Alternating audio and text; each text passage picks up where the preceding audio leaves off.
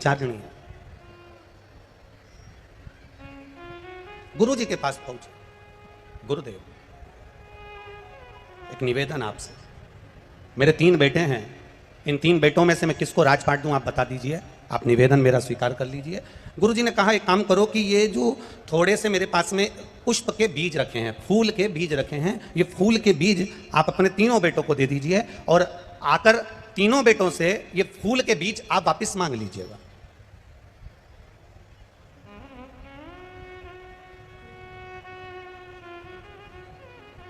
अगर ये फूल के बीज आप सुबह आप जाओ तीर्थ करने के लिए 8 महीना 15 दिन 20 दिन 1 साल 9 महीना 6 महीना आप तीर्थ कर कर जब आना तो ये फूल के जो बीज आप अपने 3 बेटों को दोगे उनसे आप मांग लेना, उनसे आप प्राप्त कर लेना।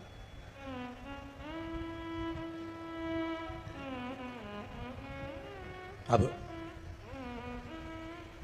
गुरु जी से फूल के बीज लेकर पिताजी अपने बेटों के पास पहुंच गए और अपने पुत्रों के पास पहुंचकर उन्होंने कहा कि ये पुष्प के बीज हैं बेटा, तुम तीनों रख लो, मैं जब तीर्थ कर कर आऊंगा 8 महीने बाद मैं आपसे ये तीनों से ये बीज ले लूंगा, बस इतना ये बीज आप संभाल के रखना और उसको संजो कर रखना, संभाल के रखना। 3 बेटों ने बीज रख लिए।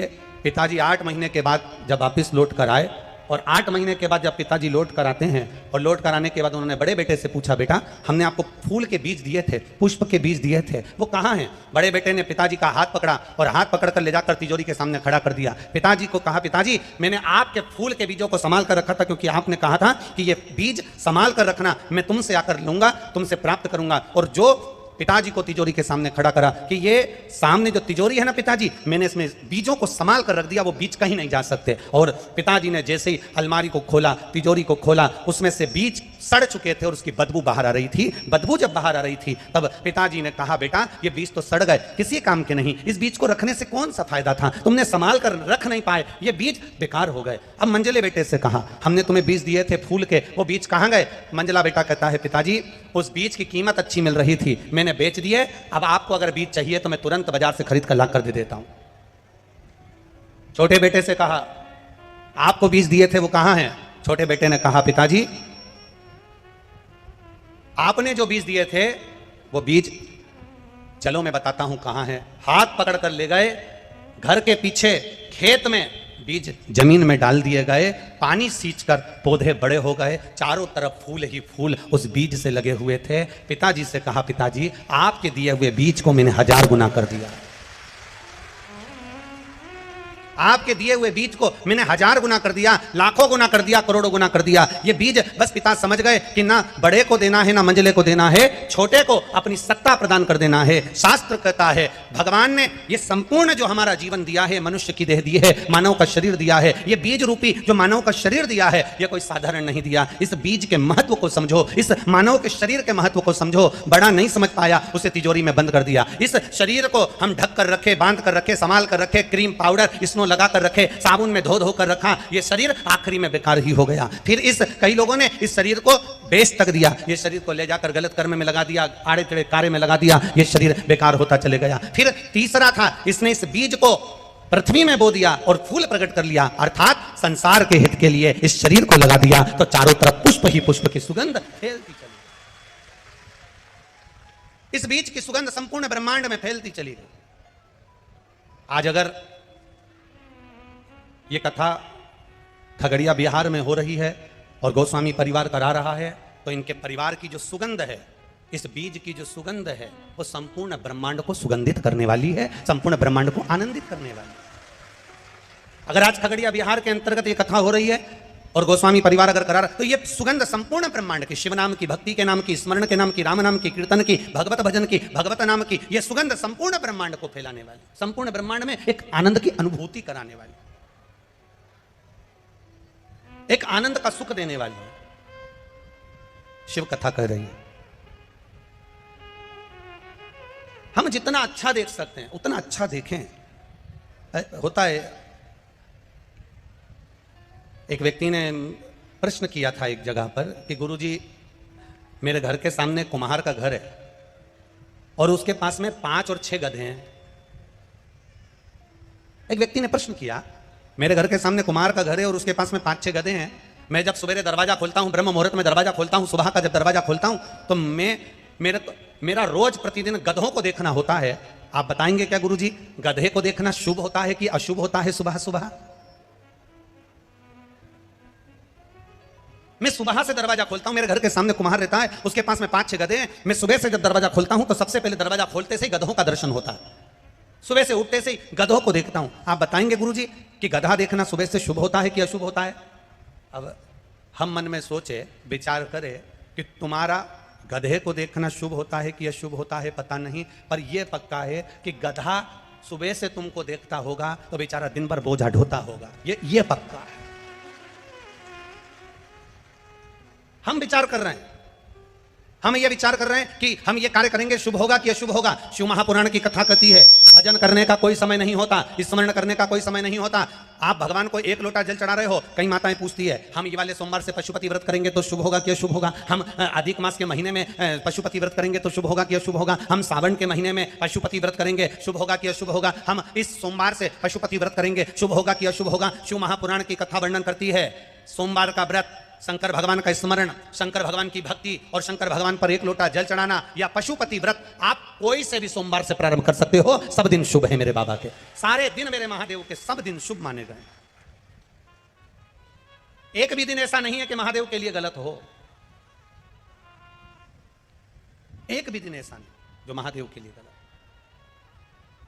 आप अगर भजन कर रहे हो, आप अगर स्मरण कर रहे हो, आप अगर मंत्र जाप कर रहे हो, आप अगर नाम जाप कर रहे हो, तो उसमें समय का पाबंदी नहीं कि आपने 2 घंटा भजन करा, 3 घंटा भजन करा, 4 घंटा भजन करा, स्मरण करा, मैंने 15 मिनट भजन करा। ना ना ना ना, शिव महापुराण की कथा कहती है, आप जब समय मिले, जैसा समय मिले, जैसा पल मिले, जैसी घड़ी मिले, जैसा नक्षत्र मिले, जैसा आपको अच्छा लगे, वैसे अपनी जिंदगी में करते चलो। और आप अपने कर्म को करते हुए जब भगवान का नाम लेते हुए आगे बढ़ोगे तो ये निश्चित है वो कर्म तुम्हारा फलेगा और तुमको उसका फल अवश्य प्राप्त होगा, ये निश्चित था।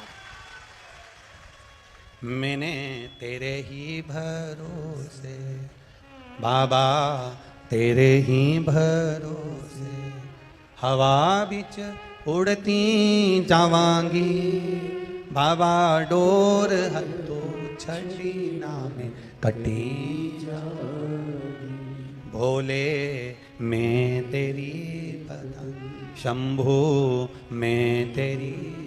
हम अपने कर्म को करें और कर्म करते करते भगवत भजन की ओर अग्रणी। एक पत्र आया, देखिए, ज्यादा पत्र तो हम पढ़ नहीं पाए, बहुत सारे रखे हैं, पर कुछ पत्र जो पढ़े हैं।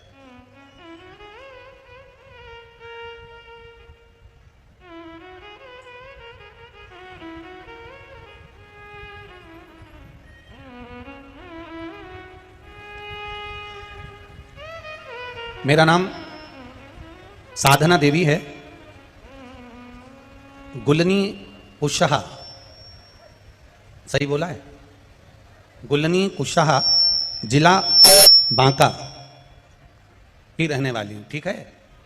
अरे बोलो तो सही, गड़बड़ तो नहीं बोला है? हाँ ठीक है। फिर तो मेरा नाम साधना देवी है, मैं गुलनी कुशहा, जिला बांका की रहने वाली हूँ। कहीं बैठी हैं साधना देवी जी? कहीं बैठी हो तो हाथ हिलाइएगा, दोनों हाथ हिलाइए। अच्छा आप ही हैं? हाँ दोनों हाथ हिला दो, ऐसा ठीक है। हाँ एक बार वापिस हिला दीजिए दोनों हाथ जी, ठीक है। मेरा नाम साधना देवी है, मैं गुलनी कुशहा, जिला बांका की रहने वाली हूँ। शिव महापुराण की कथा आस्था चैनल पर देखती रही हूँ। गुरुदेव, मेरा बेटा 2 साल से नौकरी की तैयारी कर रहा था। बाबा की कृपा का मैं क्या वर्णन करूं। मैंने 3 सोमवार के पशुपति व्रत हुए थे और बाबा ने मेरी सुन ली और मेरे बेटे की गवर्नमेंट जॉब लग गई, इसलिए मैं बाबा को यहाँ नमन करने के लिए आई हूँ। साधना देवी, गुलनी कुशहा, जिला बांका, मोबाइल नंबर भी उन्होंने अपना लिखा। एक बार जोरदार ताली बजाएं। बहन बहुत बहुत बधाई आपको। बैठिए। हर हर महादेव। एक बड़ा अच्छा और प्रश्न, बड़ा भाव से अच्छा पत्र आया है।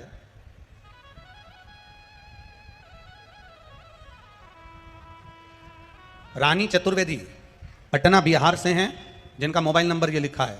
आप भी पत्र जो हम पढ़ते हैं वो पत्र को आप टीवी के माध्यम से, एलईडीओ के माध्यम से पढ़ सकते हैं। रानी चतुर्वेदी पटना बिहार से। कहीं बैठी हो तो दोनों हाथ हिलाएं। आप ही हैं? हाँ दोनों हाथ हिला दो बहन एक बार। हर हर महादेव। वापिस हिलाओ दोनों हाथ एक बार। हर हर महादेव। बाबा के चरणों में दंडवत प्रणाम नमन। मैं गुरुजी 1 लोटे जल का शिव की भक्ति का क्या बखान करूं। मेरी शादी 2010 में हुई थी। तब से मेरे पति प्राइवेट काम करते थे, लेकिन मेरे पति की और मेरी इच्छा थी कि वो सरकारी नौकरी करें। गुरुजी इस बीच उन्होंने बहुत सारे प्रयास करे मगर किसी में भी सफलता नहीं मिली। बहुत परेशान थे गुरुदेव, पूरा परिवार। फिर 1 फरवरी 2022 में किसी रिश्तेदार ने बताया कि एक बार टीवी के सामने बैठकर शिव महापुराण की कथा सुनो, आस्था चैनल पर आती है, सियोर वाला महाराज करता है, आप प्रेम से उस कथा को श्रवण करो और संकल्प लेकर जो बताया जाए उसको करना। गुरुजी उस दिन आपने पशुपति व्रत के बारे में बताया और हमने पशुपतिनाथ का व्रत करना प्रारंभ किया। और बाबा की कृपा का क्या वर्णन करूं गुरुदेव, मेरे पति ने 2017 में एक सरकारी नौकरी के लिए परीक्षा दी थी। उस परीक्षा को देकर मेरे पति भी 2017 के बाद उसको भूल गए थे क्योंकि उसका कोई रिजल्ट नहीं था। पशुपति व्रत का मात्र दूसरा व्रत पूर्ण हुआ था और गुरुदेव बाबा की कृपा ऐसी हुई कि 13 फरवरी 2023 को मेरे पति का ज्वाइनिंग लेटर आ गया और मेरे पति सरकारी नौकरी में लग गए। मैं बाबा को यहाँ प्रणाम करने के लिए आई हूँ। बैठिए बहन, हर हर महादेव। एक पत्र और बड़ा भाव से आया है। राजकिशोरी जायसवाल, बेगूसराय विष्णुपुर, ठीक है, हाँ, मोबाइल नंबर भी जिनका लिखा है। राजकिशोरी जायसवाल कहीं बैठी हैं, हाथ हिलाइएगा।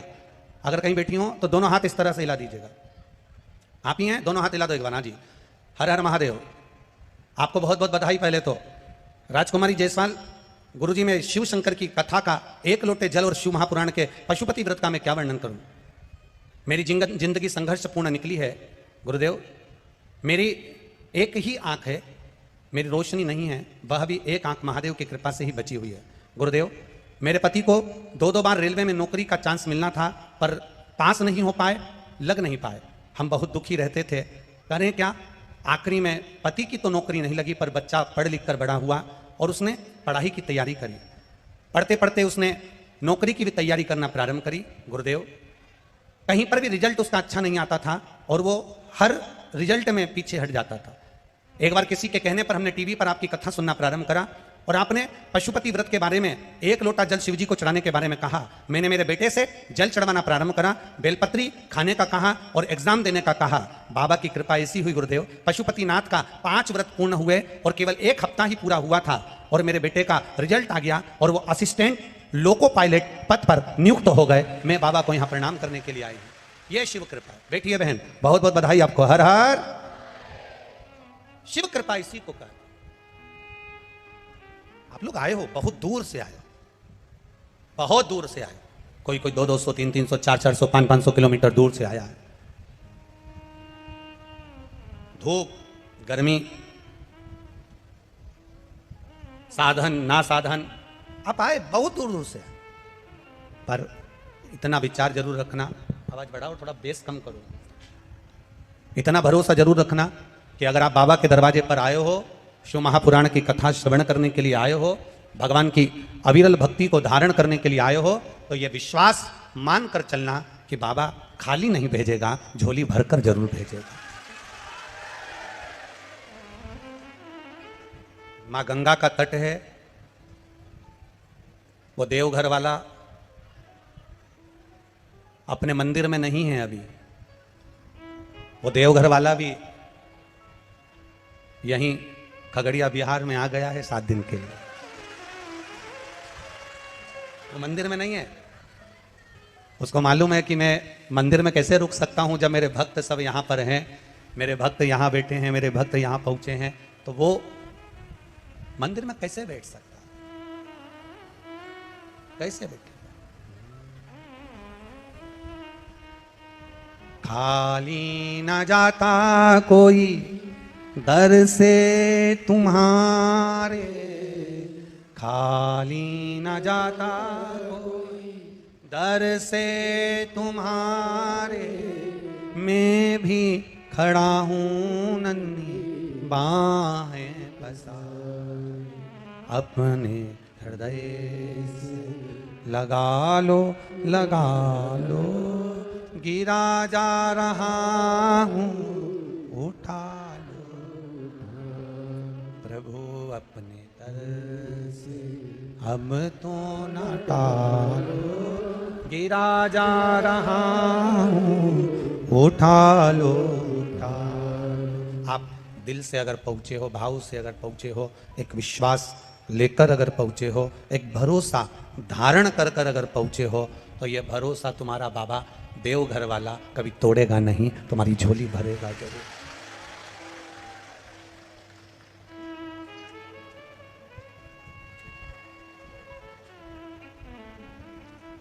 कहे ना, देवघर वाले हो, डमरू वाले हो,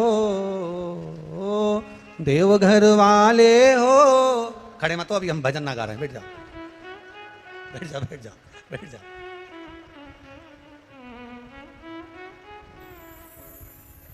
देवघर वाले हो, डमरू वाले हो,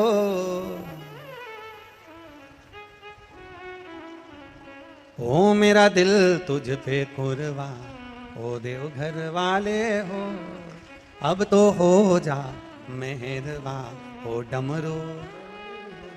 बाबा के चरणारविंद का स्मरण करते हुए, भगवान का भजन करते हुए, भगवान की भक्ति को धारण करते हुए, हम जिस भजन को करते हैं, हम जिसका स्मरण करते हैं, 3 घंटा कथा होती है 2 बजे से 5 बजे तक, जगह संभालना होती है सुबह 6 बजे से 2 बजे तक, और चलो तो चलो जगह संभाल कर बैठना, फिर बैठे बैठे भगवत भजन करना, स्मरण करना, दिन भर भगवान की विरल भक्ति में डूबे रहना, कोई सहजता नहीं है महाराज। शिव महापुराण की कथा चाहे आप टीवी पर आस्था चैनल पर सुन रहे हो, चाहे फेसबुक यूट्यूब पर सुन रहे हो, मोबाइल पर सुन रहे हो, चाहे पंडाल में सुन रहे हो, जितने लोग टीवी पर कथा सुनने वाले हैं, इनको भी 2 बजे का तैयारी रहती है। जल्दी कथा काम कर लूं, 2 बजे कथा सुनूंगे, जल्दी से काम कर लूं, 2 बजे कथा आएगी, टीवी पर कथा सुनूंगे, मोबाइल पर कथा सुनूंगे, अभी कथा चालू होने वाली है, बस सुनने बैठोगे। ये चित्त वृत्ति में कथा उसकी समाही होती है।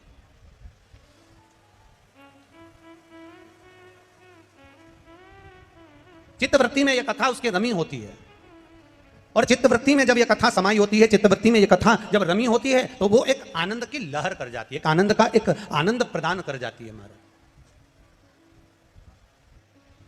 और देखी है जब से ये तस्वीर,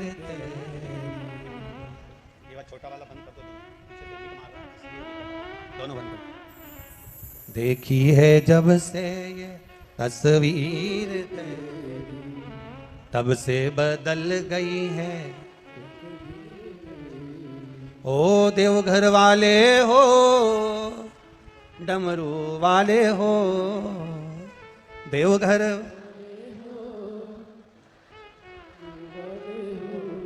अब तो हो जा मेहरबान, ओ देवघर वाले, अब तो हो जा मेहरबान, ओ डमरू। बस इस नेत्र को, इस चित्त को, इस वृत्ति को, इस मन को केवल एक बात अपने हृदय में संजोना है कि संसार सागर के लोग अपने हों ना हों, पर देव अधिदेव महादेव को अपना बनाने का प्रयास करना है। आप यहाँ जितने लोग बैठे हैं ये सब स्कूल गए हुए होंगे, यहाँ जितने लोग बैठे हैं सब स्कूल होकर आए हो ना? बचपन में स्कूल पढ़े कि नहीं पढ़े? अरे बोलो तो जम के।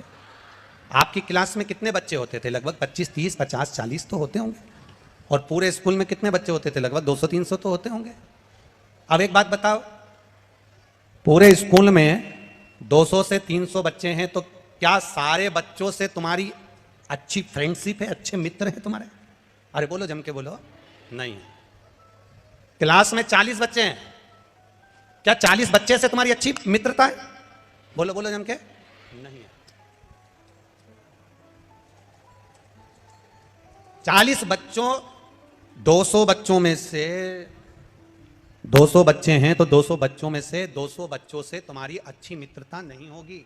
40 बच्चे हैं तो उन 40 बच्चों से तुम्हारी अच्छी मित्रता नहीं होगी। पर उन 239 बच्चों में से कोई 2-4 बच्चे ऐसे होंगे, कोई 2-4 तुम्हारे मित्र ऐसे होंगे उन 200 में से, उन 40 में से, जिससे तुम्हारी ऐसी मित्रता हो। इसको ऊंचा कर दो, थोड़ी सी ऊंचा करो। उन 200 में से, 40 में से कुछ बच्चे ऐसे होंगे जिनसे तुम्हारी ऐसी मित्रता हुई कि उन मित्रता के चलते बचपन से लेकर आज तक वो मित्रता तुम्हारी चल रही है, और वो आखिरी तक चलती रहेगी। वो मित्रता तुम्हारी समाप्त नहीं।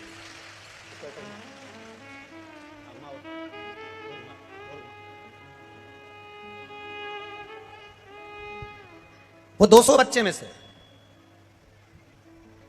वो 40 बच्चों में से किसी 2-4 बच्चों से ऐसी मित्रता होगी जो तुम्हारी बचपन से लेकर आखिरी तक वो मित्रता चलती है। अंतिम समय तक तुम्हारी मित्रता चलती है।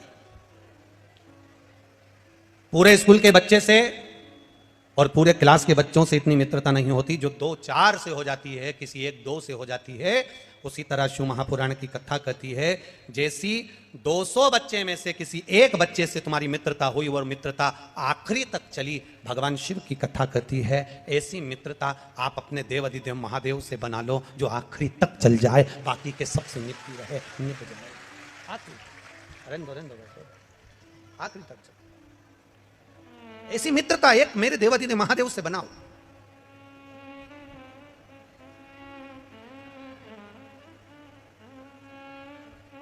और जो मित्रता तुम्हारी एक समय की नहीं, तुम्हारी मित्रता ये जीवन पर्यांत चले, अंतिम क्षण तक चले।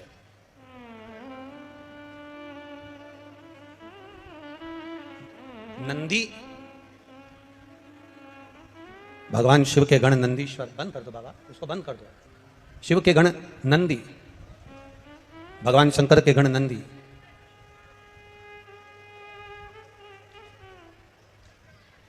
केवल एक नंदी भगवान शंकर के वाहन नहीं है। नंदी भगवान शिव को घुमाने वाले के, नंदी भगवान शंकर के एक मित्र भी है, एक मित्र भी है। नंदी भगवान शंकर के गुरु भी हैं। अब आप कहोगे गुरुजी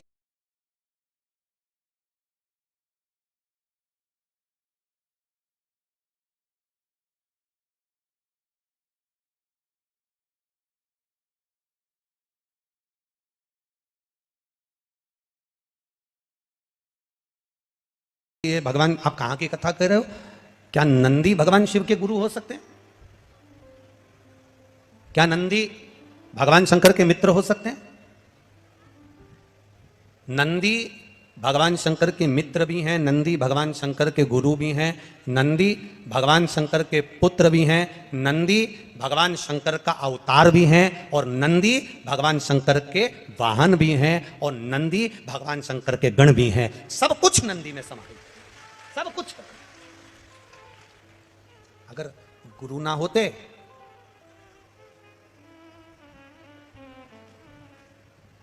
आप लोगों में से कोई नासिक गया है कभी? पंचवटी गए हो, नासिक गए हो, कुंभ के मेले में पहुंचे हो, तो वहां दर्शन करे होंगे कपालेश्वर महादेव के। कौन से महादेव हैं? कपालेश्वर, कपालेश्वर महादेव। वो कपालेश्वर महादेव, कपालेश्वर महादेव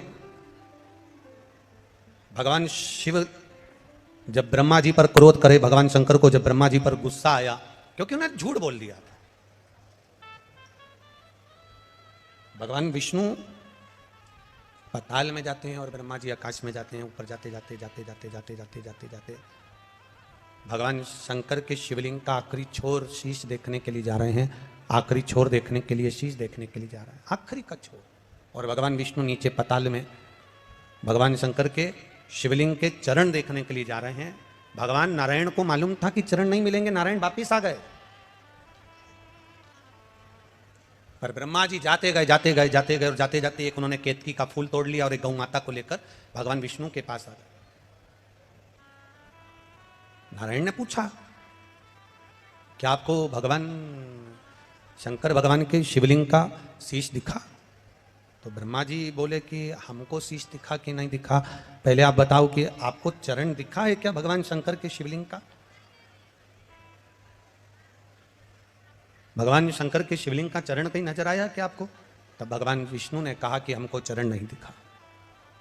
सत्य कह दिया, सत्य बोल दिया।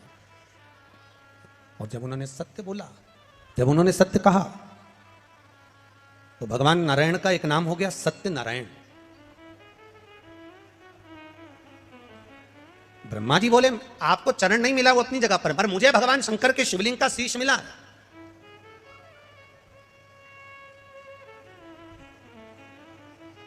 ये दुनिया का पहला शिवलिंग जिसको ब्रह्मा और भगवान विष्णु ने प्रकट किया था, और वो महाशिवरात्रि के दिन प्रकट हुआ था। इसलिए भगवान शंकर के जन्म उत्सव को, भगवान शंकर के प्रागट्य उत्सव को, भगवान शंकर के शिवलिंग के प्रागट्य उत्सव को मनाया जाता है महाशिवरात्रि के रूप में। महाशिवरात्रि के रूप में मनाया जाता है। और महाशिवरात्रि के रूप में जब हम भगवान शंकर का जन्म उत्सव मनाते हैं, प्रागट्य उत्सव मनाते हैं, हाँ, दुनिया के लोग शिवरात्रि को भगवान शंकर के विवाह के रूप में मनाते हैं कि शिव और पार्वती का विवाह हुआ था। पर शिव महापुराण, लिंग पुराण, स्कंद पुराण, नर्मदा पुराण, ब्रह्म वैवर्त पुराण, ये सारी पुराणे वर्णन करती है कि भगवान शंकर का शिवलिंग की उत्पत्ति शिवरात्रि के दिन हुई थी।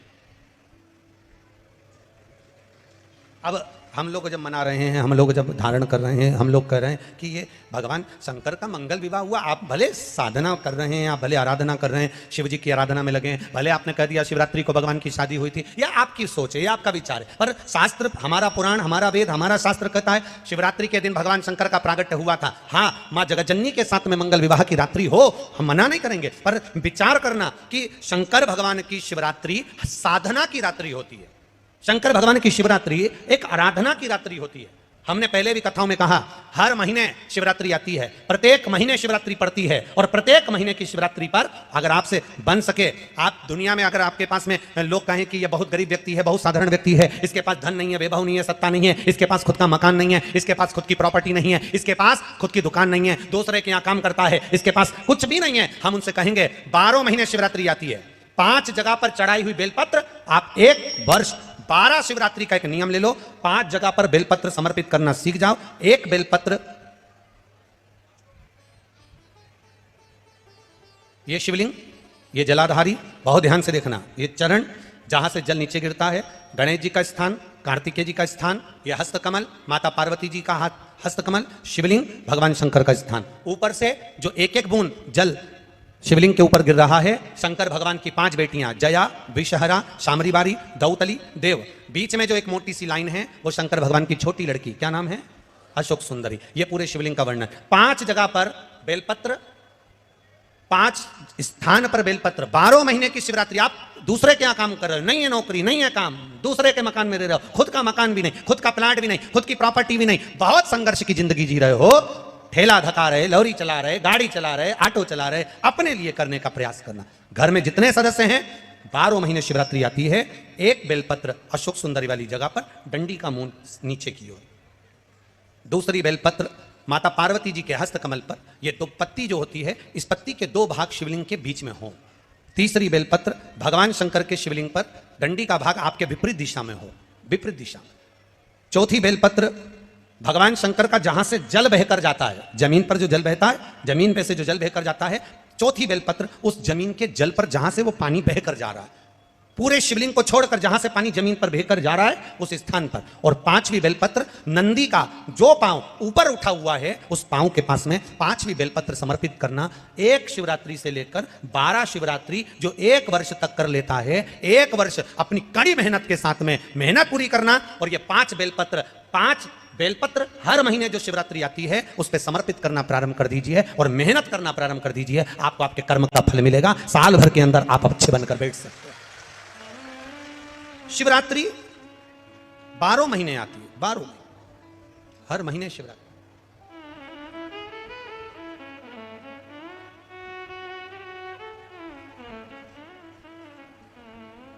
और महाराज जब वो कृपा करता है तो कोई साधारण नहीं करता। आपको पहले भी कथाओं में कहा, आपको पहले भी वर्णन किया, आपको पहले भी निवेदन किया, आपको पहले भी कहा, देवता देते हैं तो पल्ला झाड़ कर देते हैं, देवता देते हैं तो पल्ला झाड़ कर देते हैं, और मेरा देवघर वाला देता है तो छप्पर फाड़ कर देता है। मेरा देव अधिदेव महादेव देता है तो छप्पर फाड़ कर देता है।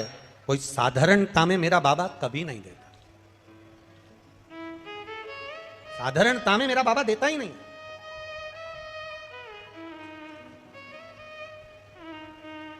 अभी हम यहां खगड़िया बिहार आ रहे थे, उसके पहले एक भक्त सीहोर मिलने के लिए आया और उसकी शादी को 9 साल हो गए थे। और टीवी के माध्यम से कथा सुनकर उसने सफेद आंकड़े की जड़ का प्रयोग करा था और 9 वर्ष शादी को हो गए थे, संतान में। अब उसकी पत्नी ने एक बार पशुपति व्रत करा, संतान गर्भ नहीं ठहरा। दूसरी बार उसने फिर 1-2 महीना छोड़कर फिर पशुपति व्रत करा, गर्भ नहीं ठहरा। तीसरी बार फिर पशुपति व्रत करा, गर्भ नहीं ठहरा। चौथी बार पशुपति व्रत करने के लिए आतुर हुई और बाबा की कृपा, पहला सोमवार पूरा हुआ और डॉक्टर ने बोला कि तुम्हारा गर्भ ठहर गया। डॉक्टर बोले तुम्हारा गर्भ ठहर गया। यहीं ऊपर एक कुर्सी ला दो उनकी।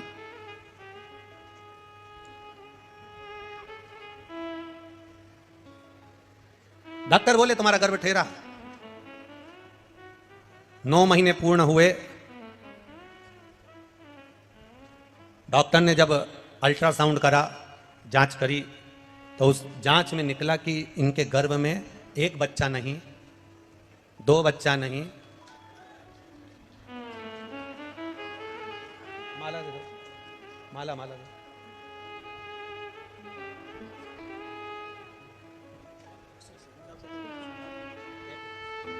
माला लाओ ना।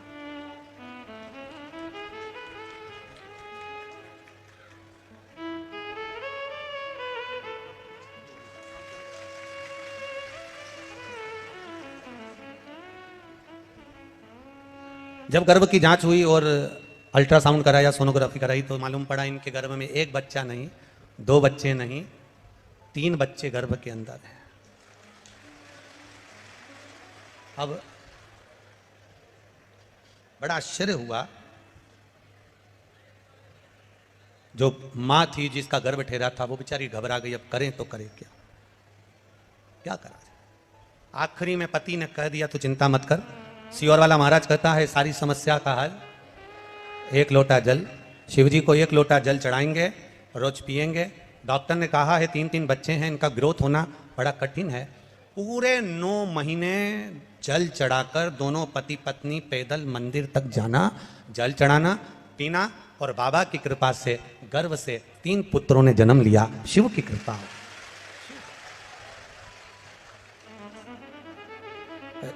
हमारे सुनील के पास वो फोटो भी होगा, जरा आस्था चैनल पर अगर बन सके तो मोबाइल में से वो फोटो जरूर चलाएं। 3 बच्चों को हम गोदी में लिए हुए हैं। उसको लेकर जब वो सीहोर आए कुबेरेश्वर धाम को प्रणाम करने, तो वो तीनों बच्चे हमारी गोदी में दिए। हमने कहा ये शिव कृपा नहीं तो और क्या है, शिव कृपा, ये शिव की उदारता, ये शिव की कृपा।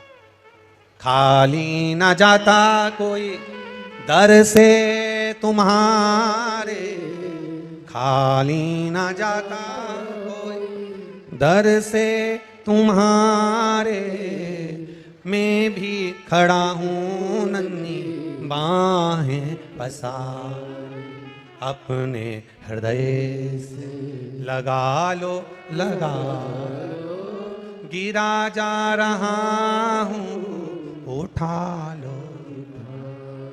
एक विश्वास के साथ इस खगड़िया गांव में कहना चाहूंगा, इस खगड़िया बिहार में कहना चाहूंगा, अपने दिल की बात इस मां कात्यायनी की भूमि पर कहना चाहूंगा, इस खगड़िया में कहना चाहूंगा कि जिसने इस कथा को दिल से सुना है, जिसने शिव महापुराण पर विश्वास किया है, मेरे भोलेनाथ ने उसका हाथ पकड़कर पार किया है, ये निश्चित है।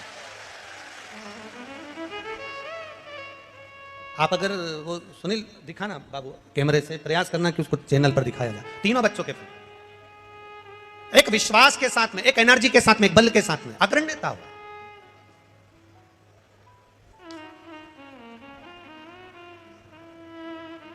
आपका भरोसा पक्का रखिए। ये 3 बेटों ने पत्र लिखा कि हमारी नौकरी लगी, इन्होंने विश्वास पक्का रखा। अपना कर्म करा, अपनी मेहनत करो, मेहनत करने के लिए कभी पीछे मत हटना। गीता जी में भगवान कृष्ण कहते हैं मेहनत से पीछे मत हटो, कर्म करते रहो। शंकर भगवान नंदी को ज्ञान देते हैं तो कहते हैं मेहनत करो, कर्म से पीछे मत हटो। भगवान शंकर ने भस्मासुर को जब ज्ञान दिया, सोने का कंकण दिया, तब कह दिया कर्म करना। भगवान शंकर ने लंकाधिपति रावण को जब सब कुछ प्रदान करा तो कह दिया अपना कर्म से पीछे मत हटना। भगवान शंकर कर्म कहने करने का वर्णन करते हैं, मेरा शिव कर्म को प्रधान मानता है। कर्म करो और कर्म के साथ में विश्वास पक्का रखो। जब हमारा विश्वास, जब हमारी दृढ़ता पक्की होगी तो ये निश्चित है हमें शिव तत्व प्राप्त होगा और हम जो चाहेंगे वो मेरा भोलेनाथ प्रदान कर देगा। ये शिव तत्व की प्राप्ति तब हो जाती है। आप मित्रता 200 से, आपके क्लास में 200 लोग हैं, 200 लड़के हैं, 200 बच्चे हैं, उनसे मित्रता मत रखो। 2-1 से मित्रता पूरी होगी। 40 बच्चे हैं, 1-2 से मित्रता पूरी होगी। उसी तरह संसार में ना जाने कितनों से मिलना होगा, पर एक मिलन मेरे महादेव से ऐसा मित्रता का रखना कि बाबा के ऊपर सब छोड़ देना कि अब तेरे ऊपर छोड़कर चल रही हूं। मैंने सुना शिव महापुराण में कि तू एक कंकर में शंकर समाहित होता है। मैंने सुना शिव महापुराण में एक लोहे के टुकड़े को भी तू सोना बना देता है। मैंने सुना शिव महापुराण में एक कांच के टुकड़े को तू हीरा बना देता है। मैंने सुना शिव महापुराण में कि 12 शिवरात्रि का जो वर्णन है करा, 12 शिवरात्रि का जो स्मरण करा, 5 बेलपत्र का जो वर्णन किया, वो बेलपत्र का मैं भी वर्णन, मैं भी उसको चढ़ाना प्रारंभ करूं। 12 शिवरात्रि पूरी होगी, मेरा देव अधिदेव महादेव सुनेगा जरूर और मेरी झोली भरेगा। अब इसमें एक नियम भारी है, वो नियम का स्मरण करना कि नियम कैसा चाहिए। आप कर्जे में हो गए, परेशान हो गए, टेंशन में आ गए, जिंदगी बेकार सी लग रही है, निवेदन है मेहनत करना। जो काम को कर रहे हो, जो दुकान लगा रहे हो, जो कार्य कर रहे हो, ठेला चला रहे हो, ऑटो चला रहे हो, चलाते रहो, पर उसके साथ में बाबा पर भरोसा रखो। इसमें एक नियम भारी है। कौन सा नियम? कि मान लो 12 शिवरात्रि में आप 1-2 शिवरात्रि शिव जी के मंदिर पहुंच गए, तीसरी शिवरात्रि पर भूल गए या किसी कारणवश कहीं दूर चले गए, ना जा पाए, तो घर के जितने सदस्य हैं सबसे निवेदन है कि 12 महीने की शिवरात्रि का नियम बना रहे हो तो घर के सभी लोग बेलपत्र चढ़ाने का नियम बनाओ। उसका कारण यह है, घर का एक व्यक्ति अगर बाहर चले भी गया, घर का दूसरा व्यक्ति शिवरात्रि को भूल भी गया, घर का तीसरा व्यक्ति किसी कारणवश काम में लग भी गया, तो घर का चौथा व्यक्ति तो शिवरात्रि याद रखेगा और हमारा नियम पूरा हो जाएगा। नियम पूरा हुआ तो हमारा कार्य पूरा। हम उस नियम को पूरा करें, हम उस कार्य को पूरा करें।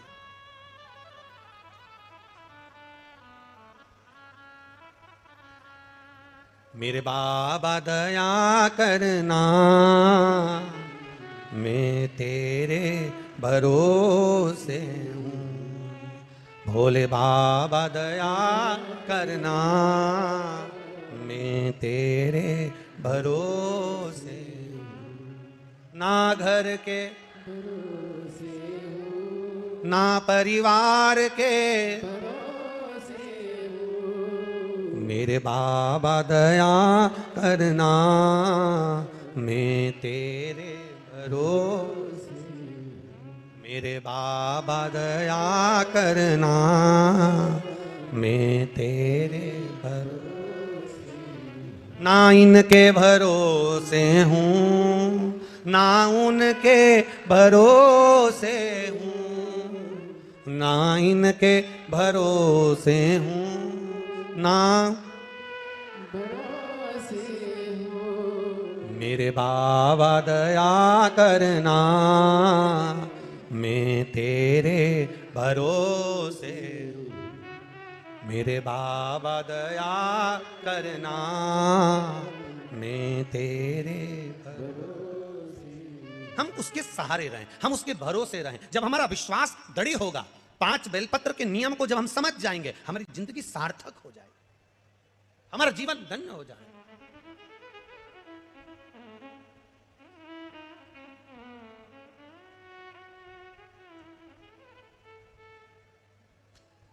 बाबा से विश्वास, भरोसा, दृढ़ता।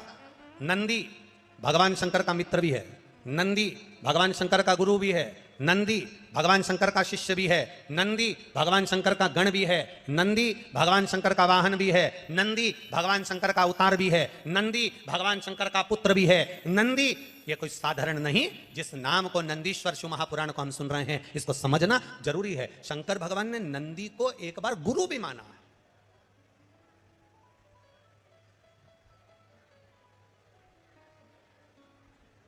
एक बार नंदी को गुरु मान लिया भगवान ने। जब ब्रह्मा जी झूठ बोल दिए, केतकी के फूल ने झूठ बोला, तो भगवान ने कह दिया, केतकी मैं तुझे श्राप देता हूं, तू शिव पर कभी नहीं चढ़ेगा। गौ माता को श्राप दिया भगवान ने झूठ बोलने पर कि तू झूठ बोली है, इसलिए तेरा पूरा शरीर पूजा जाएगा, पर तेरा मुख अपूज्य होगा, अपूज्य। अब महाराज ब्रह्मा जी की बारी आई और ब्रह्मा जी ने जो झूठ बोला, ब्रह्मा जी कहते हैं आकाशवाणी झूठी है। भगवान देवादिदेव महादेव ने अपने पैर के नख को तोड़ा, फेंका, काल भैरव प्रकट कर लिया। काल भैरव से कहा काट दे ब्रह्मा का सिर। ब्रह्मा जी के 5 मुख थे, 4 मुख से वेद शास्त्र पुराण का वर्णन करना और 1 मुख से ब्रह्मा जी को केवल निंदा या अपशब्द कहना, भगवान ने तुरंत उसके शीश को कटवा दिया। ब्रह्मा का शीश कटा, शीश कटा हुआ देवाधिदेव महादेव के हाथ में आकर चिपक गया। ब्रह्मा के शीश कटने की हत्या देवाधिदेव महादेव पर लग गई। कपाल लग गया हाथ से, शीश लग गया हाथ में,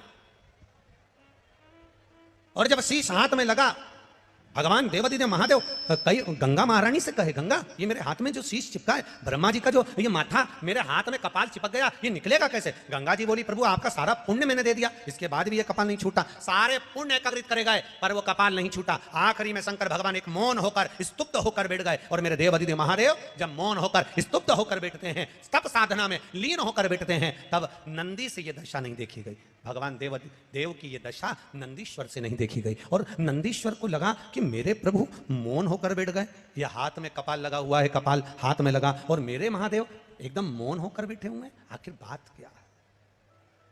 क्या बात है? बहुत ध्यान देना कथा पर।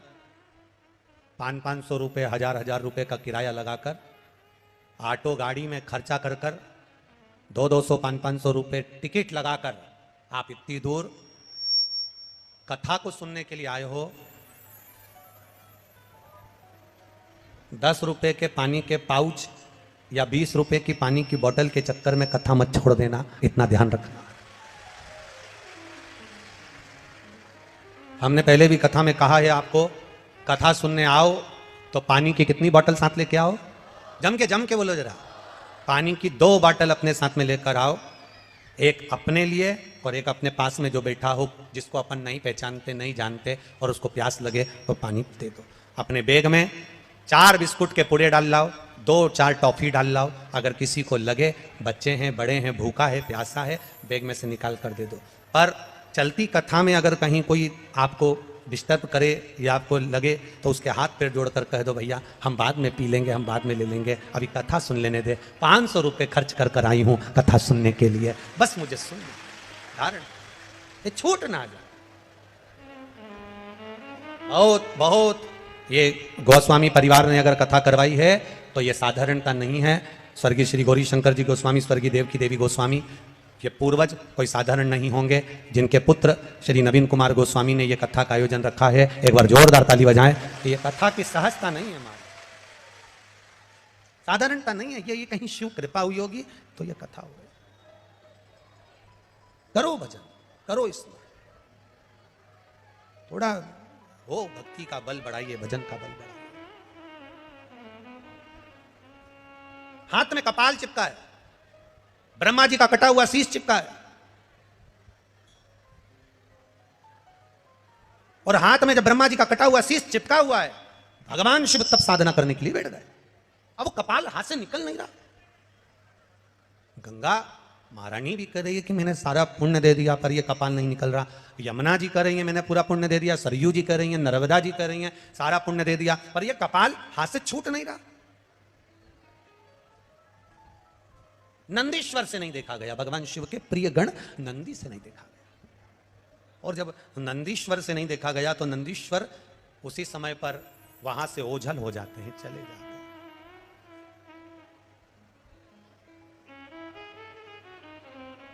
नंदीश्वर ओझल,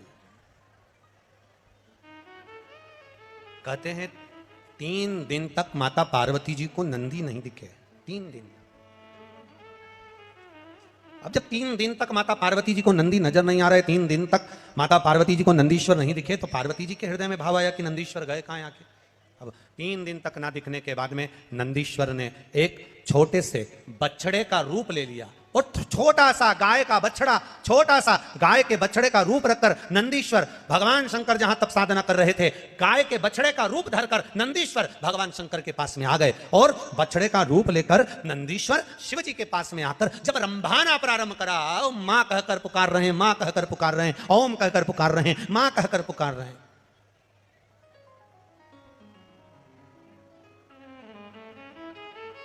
आप लोगों के यहां पर जो लोग गाय को पालते हैं, गौ माता की सेवा करते हैं, उनके घर में बछड़ा होता है, तो बछड़ा जब चिल्लाता है ना, तो उसके बोलने में एक शब्द निकलता ओम। क्या शब्द निकलता है? ओम। ओमा, ऐसा शब्द निकलता है। सुना है कि नहीं सुना आप लोगों ने? सुना है ना? गाय का बछड़ा जब चिल्लाता है ओम कर कर चिल्लाता है, ओमा मां,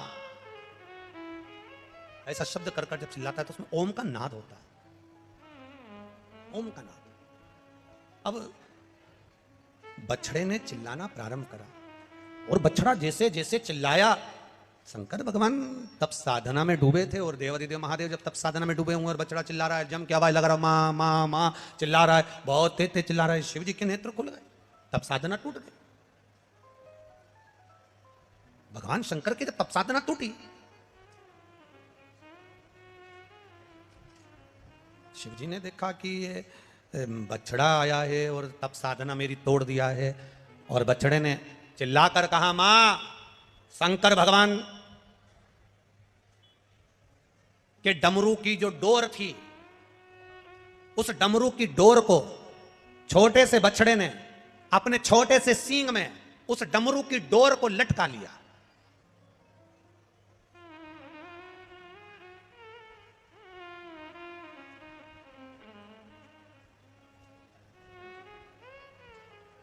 डमरू की डोर को अपने छोटे से सींग में लटका लिया और डमरू को लेकर मेरे उस छोटा सा बछड़ा भागते भागते भागते भागते जा रहा, छोटा सा बछड़ा।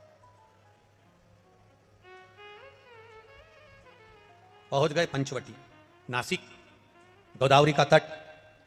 और मां गोदावरी के तट पर जैसे ही वो बछड़ा पहुंचा, शंकर भगवान के डमरू को बछड़े ने वहां गिरा दिया और बछड़े ने वहां गिराया जहां डमरू गिरा। गिरते से ही गोदावरी के तट पर मेरे शंकर भगवान तब साधना करने के लिए बैठे, गोदावरी का स्नान करा। स्नान कर कर मेरे महादेव जैसे ही बैठे, मात्र कुछ क्षण बीते थे और वहां बैठकर जब शंकर भगवान ने जैसे ही आराधना करना प्रारंभ करी, साधना करना प्रारंभ करी, हाथ में चिपका हुआ ब्रह्मा जी का कटा हुआ कपाल, सिर हाथ से नीचे गिर गया। हाथ से जैसे ही कपाल छूटा, तब वहां शंकर भगवान कपालेश्वर महादेव के रूप में विराजमान हो गए। कपालेश्वर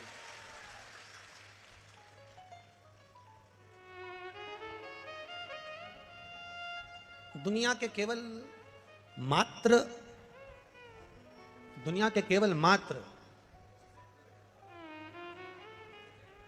केवल 2 या 3 मंदिर ऐसे हैं जिस मंदिर में शंकर जी के सामने नंदी नहीं है। एक अमरनाथ की गुफा जिसमें शंकर जी के शिवलिंग के सामने नंदी, बोलो बोलो जम के, नहीं है। दूसरा पंचवटी नासिक, मां गोदावरी। श्री शिवाय नमस्तेभ्यम। दोस्तों, बिहार में नंदीश्वर शिव महापुराण कथा हो रही है। आज उसका दूसरा दिन है। गुरु जी ने बताया है कपिलेश्वर महादेव कैसे प्रकट हुए और नंदी का क्या किया उन्होंने शिव जी के लिए, जो उनको अपना गुरु बना लिया है। आगे की कथा पंडित प्रदीप मिश्रा जी से सुनिए। और वीडियो लाइक करें, सब्सक्राइब करें, शेयर करें पसंद आए तो। और हर घर महादेव, हर हर महादेव लिखिए, कमेंट्स में जरूर लिखिए। श्री शिवाय नमस्तेभ्यम।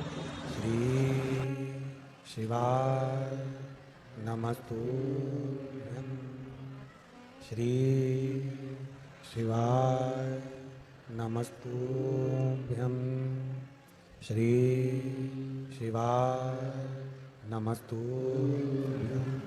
श्री शिवाय नमस्तुभ्यं। श्री शिवाय नमस्तुभ्यं। भोला सब दुख काटो, ओ भोला सब दुख काटो।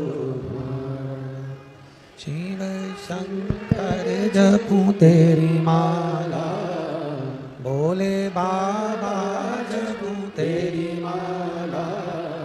भोला सब दुख काटो, ओ भोला सब दुख काटो। वेश है मंगलकारी, वेश है मंगलकारी। शमशान वासी, शमशान वासी, भोला सब दुख काटो। ओम भोला सब दुख काटो। शिव कथा कर रही है, भगवान शंकर का संवाद कर रहा है। शिव जी ने नंदी से कहा कि तू मेरा गुरु बनकर मुझको ज्ञान दिया है, इसलिए मेरे सामने मत बैठ, यहां मैं अकेला रहूंगा। कपालेश्वर महादेव के सामने नंदी नहीं बैठा। अब एक बात बहुत अच्छी आई है शिव पुराण में, तो थोड़ा समझ लेना इसको, शायद आपकी जिंदगी में कहीं काम आ जाए। जितने लोग टीवी पर सुन रहे हैं, आस्था चैनल पर सुन रहे हैं, फेसबुक यूट्यूब पर सुन रहे हैं, या इस खगड़िया नगर में श्रवण कर रहे हो, तो जरा ध्यान से सुनना। मान लो ये शिवलिंग, ये जलाधारी किसी किसी मंदिर में नंदी मंदिर के बाहर होता है, गर्भगृह के बाहर। बोलो सही है कि गलत है? अब जरा समझ लेना बहुत अच्छे से हैं। किसी किसी मंदिर में नंदी जो मंदिर अंदर का होता है गर्भगृह, उस गर्भगृह से बाहर होता है। किसी किसी मंदिर में नंदी का जो शिवलिंग होता है भगवान का, उसके सामने जो जलाधारी होती है, नंदी उसके सामने होता है। बोलो करें दर्शन? किसी किसी मंदिर में नंदी, शंकर भगवान में मंदिर में अगर छोटी जगह है तो साइड में भी नंदी हो जाता है। करें दर्शन?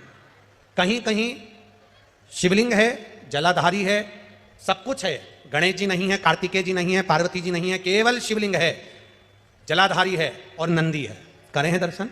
किसी किसी मंदिर में केवल शंकर भगवान का स्वरूप विराजमान है, शिवलिंग विराजमान है, नंदी नहीं है। तो शिव महापुराण की कथा यहां वर्णन कर रही है, उसको जरा समझिएगा। शिव पुराण कहती है, भगवान शंकर का चरित्र कहता है, शिव तत्व कहता है कि जिस मंदिर में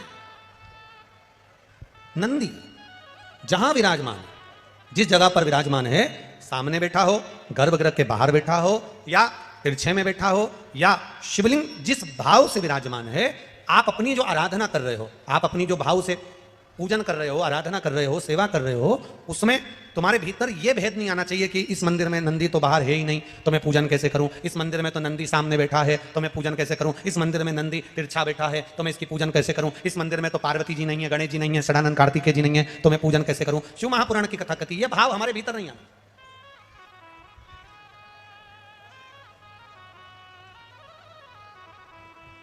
शिव का ओटला, ओटले से मतलब है कि कहीं कहीं वृक्ष के नीचे भगवान शंकर बैठे रहते हैं, तो वहां मंदिर नहीं होता, केवल एक ओटला है, केवल ओटला, और उस पर शिवलिंग रखा हुआ है। केवल एक ओटले पर भगवान शंकर का शिवलिंग रखा है। या मंदिर है, गर्भगृह है, बड़ा चौक नहीं है।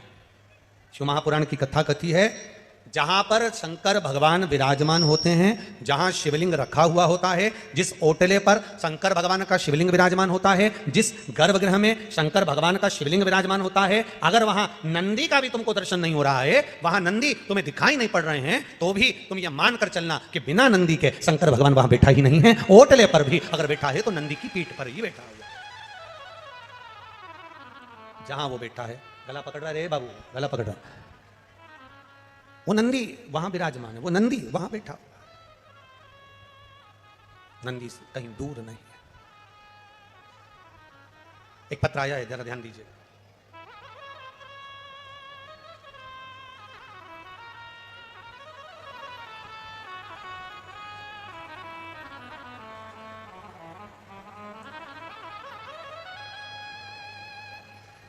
मेरा नाम रेवती झा, पति का नाम गोपाल झा है, ग्राम साना, जिला बेगूसराय, बिहार।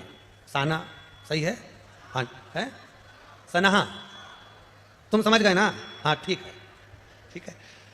मेरा नाम रेवती झा है। कहीं बैठी हैं रेवती जी? आप ही हैं? दोनों हाथ हिला दो एक बार। हर हर महादेव। मेरा नाम रेवती झा है, पति का नाम गोपाल झा है, ग्राम सानाहा, जिला बेगूसराय, बिहार का निवासी हूँ। गुरुजी, मैं बाबा का क्या वर्णन करूँ? नंदीश्वर शिव महापुराण की कथा को सुन रहे हैं, बाबा की कृपा का क्या वर्णन करा जाए, क्या बखान करा जाए। संशय मंदिर में नंदी हो ना हो, आप कहते हो शिव को देख लिया, सब वहीं पर विराजमान है। गुरुदेव, हम 7 जुलाई 2022 को गुरु पूर्णिमा पर सीहोर गए थे। सीहोर के गुरु पूर्णिमा का अवसर हमने वहां पर शिव महापुराण की कथा को श्रवण करा था। गुरुदेव, कंकर शंकर की धरा कुबेरेश्वर धाम हम बाबा से विनती कर आए थे, बाबा मेरे पूरे परिवार में कहीं सरकारी नौकरी नहीं, अगर मेरे बच्चों का अगर कहीं योग लग जाए ना बाबा, तो तेरी कृपा हो जाए।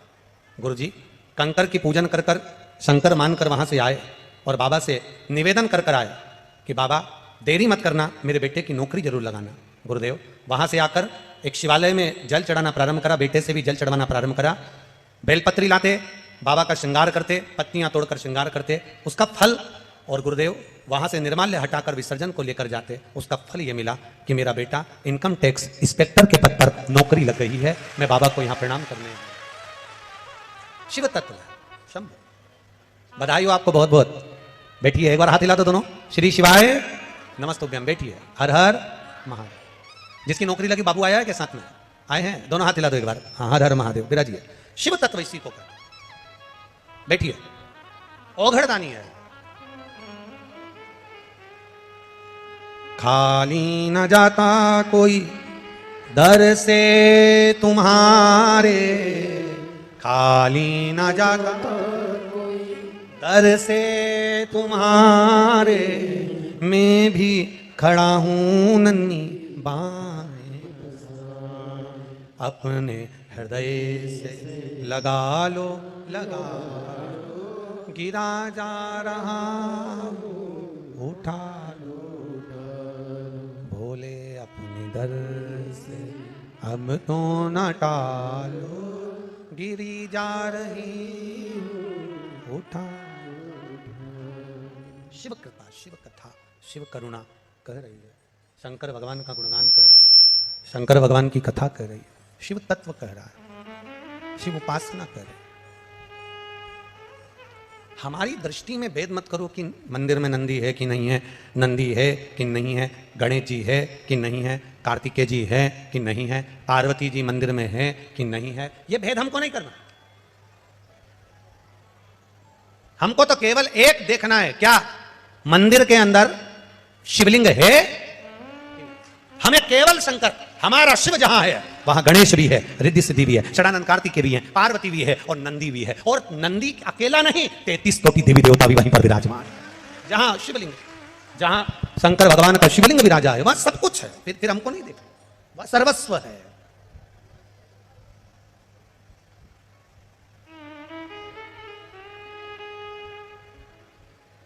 और महाराज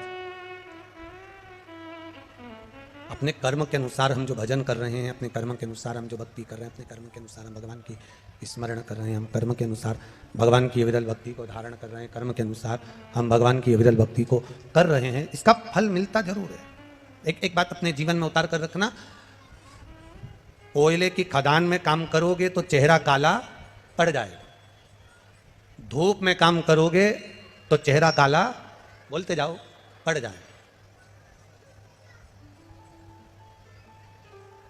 कोयले का काम करा तो भी चेहरा काला हुआ, धूप में काम करा तो भी चेहरा काला हुआ, और कोई कोई ऐसा होता है कि पैदा ही काला होता है। अब समझना जरा, बहुत अच्छे से समझना कि कोयले से अगर चेहरा काला हो गया तो पानी से धो लोगे, साफ हो जाएगा, ठीक है। धूप से अगर चेहरा काला हुआ तो क्रीम से साफ हो जाएगा। अब जिसने बचपन से ही, बाल्यावस्था से ही बेकार काम करना चालू कर दिए, झूठ, प्रपंच, छल, बेईमानी, अपशब्द कहना, गाली देना, ताने देना, आड़ा टेढ़ा कहना, चोरी करना, कपट करना, अहंकार करना, जिसने बचपन से ही काले काम करना प्रारंभ कर दिए, कोयले की कालोच पानी से धुल जाती है, धूप में काले हुए तो क्रीम से धोई जा सकती है, पर अगर हमारा कर्म ही काला हो गया, हम बेकार कर्म करना चालू कर दिए, तो काय से भी साफ नहीं हो पाता। काय से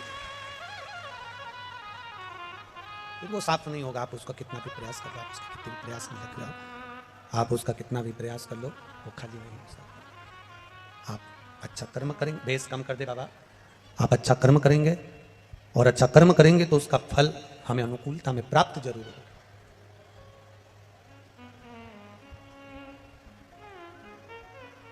मंदिर में नंदी मत ढूंढो। शिव महापुराण कहती है, जब आप भगवान शंकर के दरवाजे पर प्रणाम करने जाते हो, झुक के प्रणाम करते हो तो शंकर भगवान आपको भी नंदी समझकर स्वीकार कर लेता है कि मेरा गण आया, मेरा गण। आप मंदिर में नंदी ढूंढना प्रारंभ ना करिएगा। नंदी को भगवान शंकर ने अपना गुरु माना है, नंदी को भगवान शंकर ने अपना मित्र माना। जब ब्रह्मा जी ने झूठ बोल दिया, जब ब्रह्मा जी झूठ कह दिया, जब ब्रह्मा जी ने झूठ बोल दिया, झूठ बोला ब्रह्मा जी ने, तब जब ब्रह्मा जी झूठ बोल दिया और उनका सिर कट गया, कपाल जब हाथ में लग गया, नंदी ने आकर बछड़े का रूप लेकर शंकर भगवान को एक मार्ग बता दिया, एक सतमार्ग बता दिया। बछड़े का रूप रखकर नंदी ने शिव जी को मार्ग दिखाया, तो वो गुरु हो गए।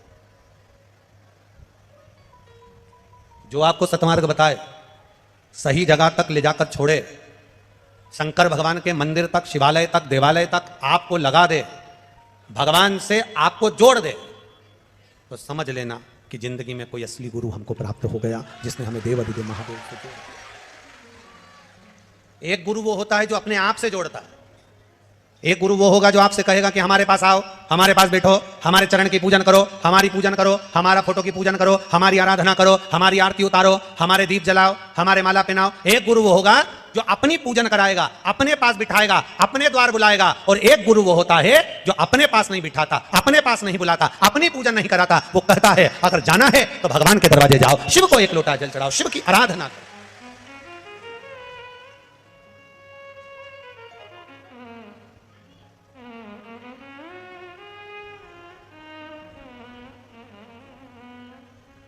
एक आराधना का जो बल है, उस बल को हमें बढ़ाना है। एक श्रद्धा और विश्वास का जो बल है, उसको हमें बढ़ाना है।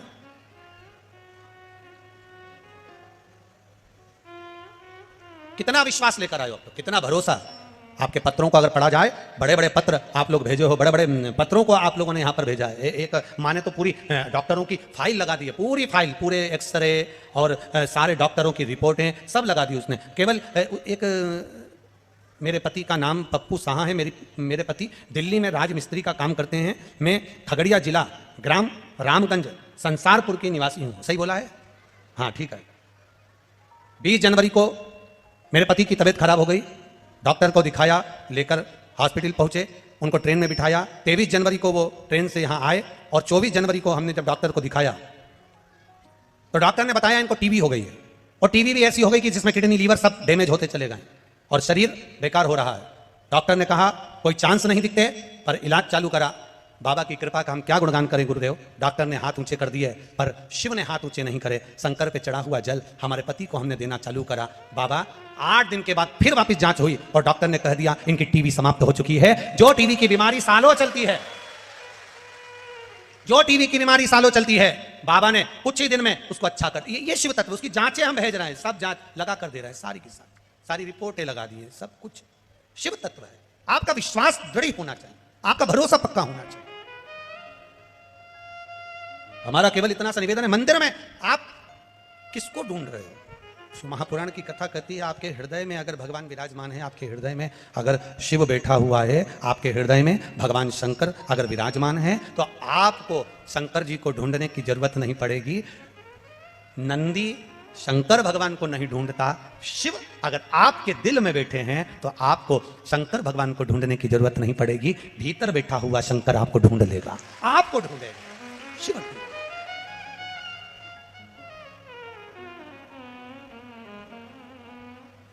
शिव को ढूंढना सब। महाराज ब्रह्मा जी का सिर कट गया, कर्मनाशा नदी प्रकट हो गई। कटे हुए शीश जो हाथ से नीचे गिरता है, भगवान बछड़ा, छोटा सा बछड़ा जिन्होंने भगवान शिव को मार्ग दिया है, छोटा सा बछड़ा जिन्होंने शिव को ज्ञान दिया।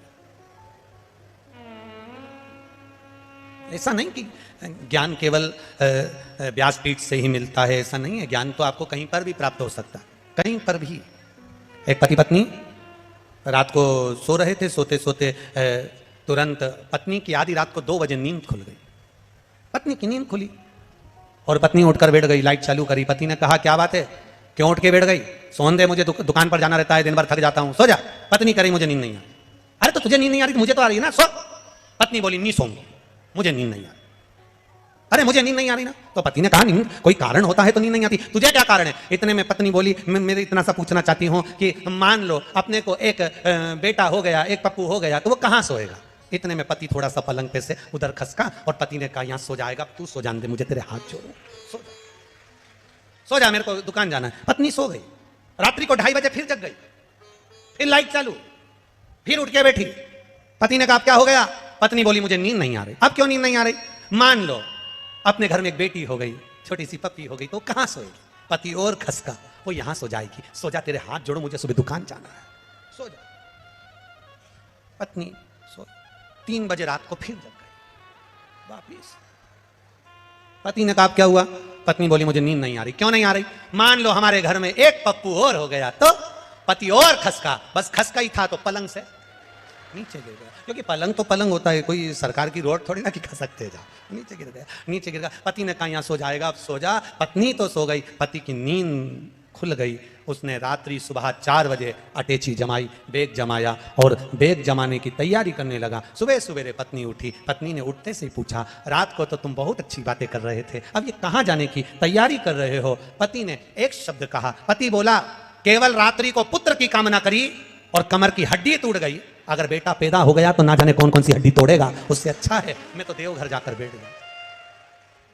मात्र पुत्र की कामना हमारी हड्डी को तोड़ दी है। अगर पुत्र हो गया तो ना जाने कितनी हड्डी टूटेगी। इसलिए निवेदन है, ऐसा नहीं कि ज्ञान केवल व्यासपीठ से मिलता है, चलित भाषा में भी हमें ज्ञान मिल जाता है। कभी कभी घर के छोटे छोटे बच्चे भी हमको ज्ञान दे देते हैं। कभी कभी घर में रहने वाला एक छोटा सा जीव भी हमको ज्ञान दे देता है। कभी कभी घर में रहने वाले बुजुर्ग भी हमको ज्ञान दे देते हैं। कभी कभी घर में रहने वाला एक साधारण सा नौकर चाकर भी हमको ज्ञान दे देता है। कोई सहजता या साधारणता नहीं होती। शिव महापुराण की कथा कहती है जिसके घर में 4 नौकर हैं, 8 नौकर हैं, वो सेठ नहीं होता। शिव पुराण करे जिसके घर में 4 नौकर काम कर रहे हैं वो कभी सेठ नहीं होता। शिव महापुराण की कथा कर रही है जिसके घर में 8 नौकर काम कर रहे हैं वो सेठानी नहीं होती, वो सेठ नहीं होता। शिव महापुराण की कथा कहती है तुम्हारे घर में 4 नौकर काम कर रहे हैं तो ये मत समझना कि तुम सेठ हो। तुम्हारे घर में 8 नौकर काम कर रहे हैं तो ये मत समझना कि तुम सेठ हो। दुनिया का सेठ वो होता है जो 4 नौकर के बराबर का काम खुद अकेला कर लेता है, वो दुनिया का सबसे बड़ा सेठ होता है। 4 नौकर काम करे उससे सेठपन नहीं आता। 8 लोग तुम्हारे यहां काम करे उससे तुम सेठ नहीं कहलाते। सेठ तब कहलाते हो जब 4 लोगों का काम करने की सामर्थ्यता, 8 आदमी की काम करने की सामर्थ्यता तुम्हारे भीतर भोलेनाथ दे दें और तुम अकेले ही 10 पर भारी पड़ जाओ तो समझना कि दुनिया के सबसे बड़े सेठ हो।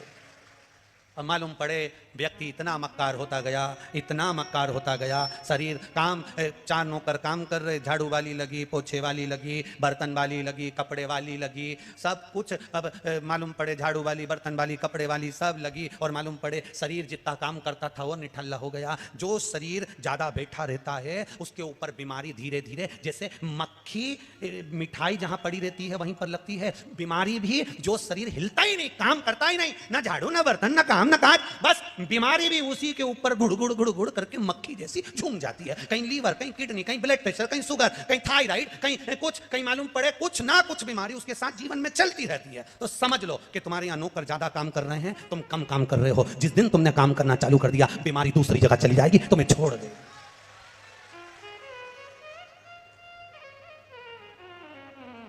बीमारी के लिए दवाई ढूंढने से अच्छा है थोड़ा सा मेहनत करना चालू करो। अपने कमरे की झाड़ू खुद लगाओ, अपने कमरे का पोछा खुद लगाओ, अपने कमरे का काम खुद करो। अब तो बच्चे भी जन्म लेते हैं, हम बोलेंगे और आप लोगों को बुरा लग जाएगा। बोल दें क्या? तुम संभाल लोगे? ठीक है, तो बोल देते हैं। बहुत करोड़पति लोग होते चले जाते हैं तो उनके घर में बच्चे भी कभी कभी विकलांग जैसे जन्म लेते हैं। उसका कारण केवल एक है, घर के डॉक्टर ने कह दिया बेड रेस्ट, ना बहू हाथ हिलाती, ना पांव हिलाती, ना कहीं जाती ना कहीं आती, एक गिलास पानी का नहीं उठाती, तो बच्चा भी अंदर बीमारी को घेर लेता है और वो बच्चा भी विकलांग जैसा पैदा हो जाता है। उसको सुधारना है, उसको संवारना है। डॉक्टर ने कहा बेड रेस्ट, इसके बाद भी डॉक्टर से पूछना। विदेश में डिलीवरी होने के 2 हॉस्पिटल हैं, एक नॉर्मल डिलीवरी, एक ऑपरेशन से डिलीवरी। ऑपरेशन से डिलीवरी 50,000 में और नॉर्मल डिलीवरी 5 लाख में। अब नॉर्मल डिलीवरी 5 लाख में और ऑपरेशन की 50,000 में, ये क्यों? और हमारे यहाँ भारत में तो ऑपरेशन से महंगी होती है और नॉर्मल सस्ती होती है, और विदेश में ये महंगी सस्ती क्यों? तो कहा ऑपरेशन से डिलीवरी होती है, 50,000 में ऑपरेशन हुआ, बच्चा जन्म ले लेता है, पर नॉर्मल डिलीवरी जो होती है उसके लिए जिसको डिलीवरी होना है उसको। वीडियो देखने के लिए बहुत बहुत धन्यवाद। हर हर महादेव, हर घर महादेव।